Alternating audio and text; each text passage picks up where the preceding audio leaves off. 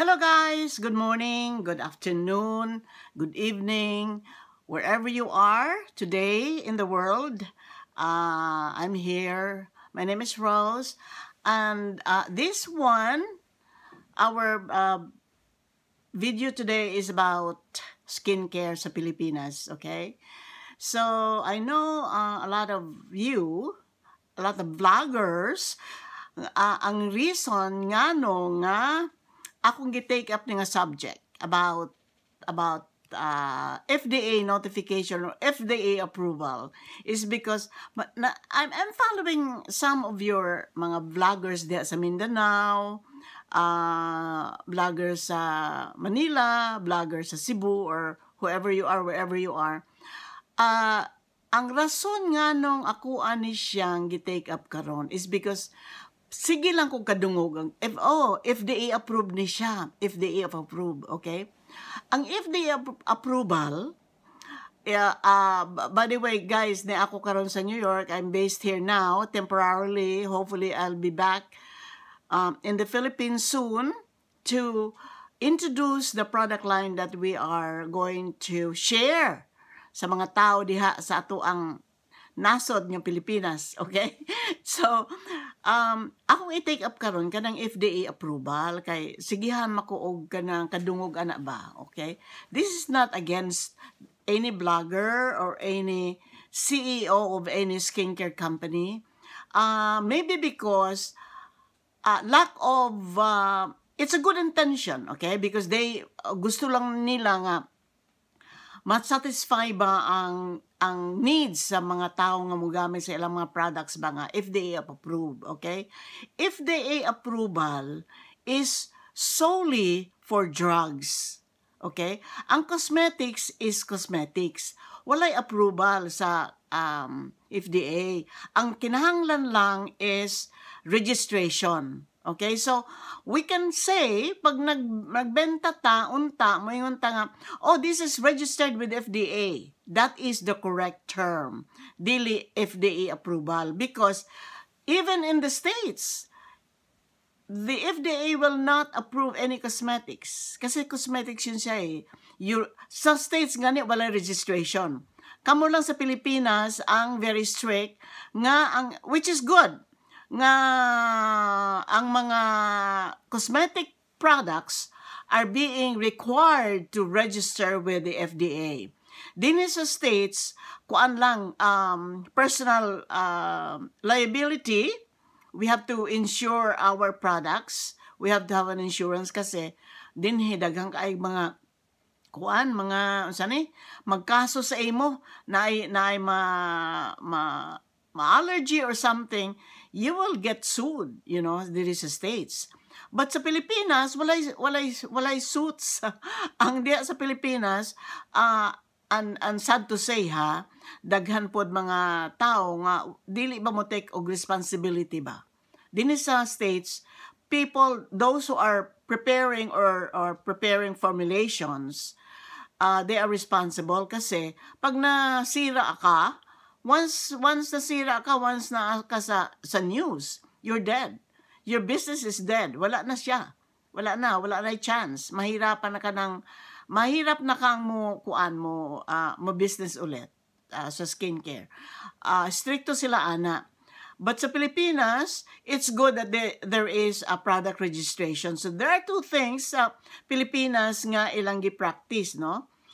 LTO, because since 2015, I have been selling cosmetics sa Philippines. And by the way, for those who doesn't know me, I am a licensed practitioner sa aesthetics diri sa America, sa New York particularly.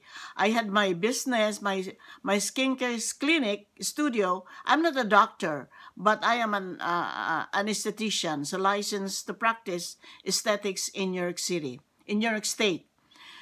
So, I have been doing skincare since 1989. So, I'm not young. I'm not young. I've been doing skincare since 1989. Skincare lang. Particularly, really,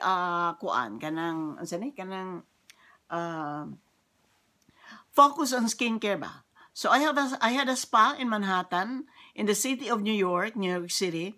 And most of my clients are really, really big people. Big in the sense that Demi Moore was one of my clients. A lot of models, artists, actors and actresses, mostly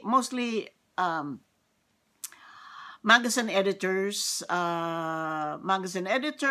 magazine people, Condé Nast people comes to me for facials. Okay, so I have been dealing with skincare since 1989. So how long was that? That's very long.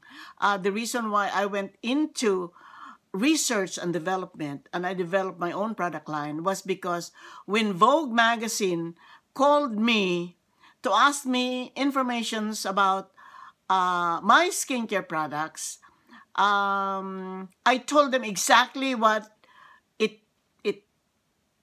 it does, but I think wala sila, that was not the impression I get. So because of that, although I was written up by Allure Magazine, 17, Time Out New York, I was interviewed by Channel 7 Eyewitness News. So, ang kaninyong amiga, kuan po ni, kanang, marang-arang po ang sitwasyon. When I was working here and I had my spa, very much respected, very much recommended by magazine editors, written up by the magazines as one of the top best esthetician across America. So that was Allure Magazine, writing things about me. But anyway, going to our topic on the FDA approval. So sa sunod, if you are listening to me now, pwede ba mga kaibigan, mga amigo, mga amiga na ako'y mga gifang follow di sa Davao who always say this is FDA approved. Wala po tayong approval sa FDA, meron lang tayong registration.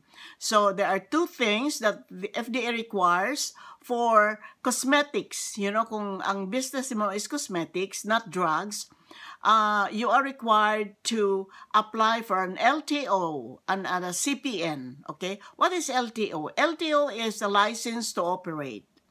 And you need either a nurse, a pharmacist, a doctor, or a chemist or something to really be one of your staff nga mo-supervise in a way sa imuhang business as a skincare, as a cosmetics seller or cosmetic business person. Okay?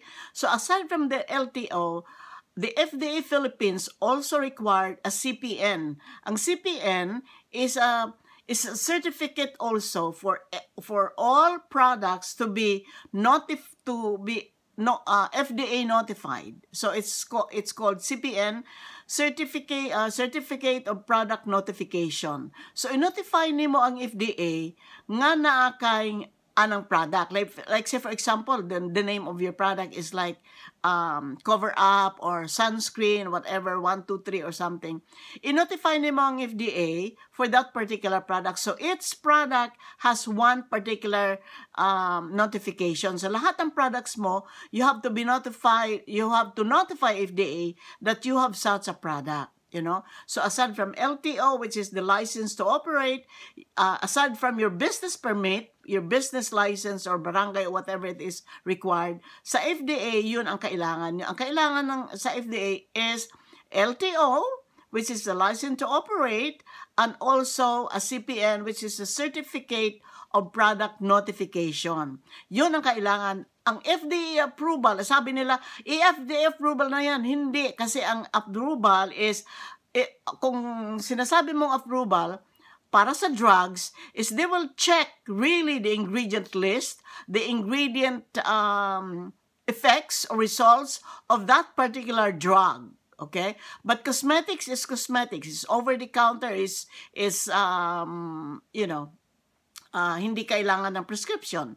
But if you need prescription because it is a drug, you need FDA approval. Okay? So correction lang mga kaibigan. Nothing bad about it, but I just want you to be corrected and also to be informed. Okay? So follow my channel. It's Bisdak, which is because I'm Bisaya. I'm a New Yorker, but I am big time Bisaya. So Bisdak in New York, Philippine Agenda. I also deal with a lot of things, you know. Makialam ta, ang inyong tawag diya, marites, okay? So I also discuss about politics, about lifestyle, about what is good in the Philippines, what is good in New York, anything goes sa Bisdak in New York, Philippine Agenda. So follow me. Be one of my subscribers.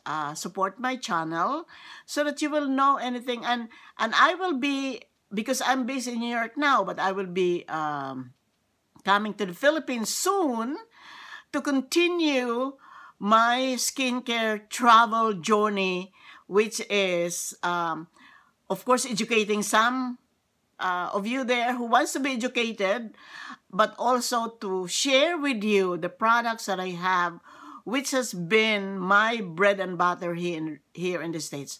I am a product formulator, guys. I deal with a lot of really good ingredients. Kanang mga niacinamide, alpha-arbutin, what else? Vitamin C, glutathione, kojic acid, a lot of things are very important raw materials nga pwedeng magamit sa mga sa Pilipinas. Magod iba ang concept ang concept din sa skincare is paputi. Whitening, brightening, whitening, mga paputi, okay? There is a states lahi pod ang ilang concept. So when I first came to the Philippines, I was having a hard time kay ang ako agong background, although it's skincare, it's beautification of the skin. You beautify your skin, you make your skin glow, you make your skin bright and light and good, you know, good-looking skin and youthful skin, okay? Because even if you are 30 years old, matanda po ka di ba? Or you'll be 35 in the next 5 years. So you cannot say nga, you know, pampaputi lang. Maputi. Okay, so that will be another topic. I'm going to discuss that yung pampaputi. Okay, guys? So this is all for now. And this is Rose. And please follow me on my channel, YouTube channel. Na po ko YouTube channel. And I have also a Facebook page, group.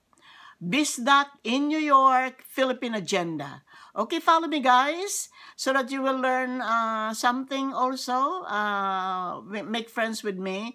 And ingin ako kung sa inyong gustong i-topic na to. Okay, guys? Guys, love you guys. Thank you so much for your support. And I will expect that you will be subscribing to my channel. Okay, guys? Bye for now. I will see you soon. Bye-bye.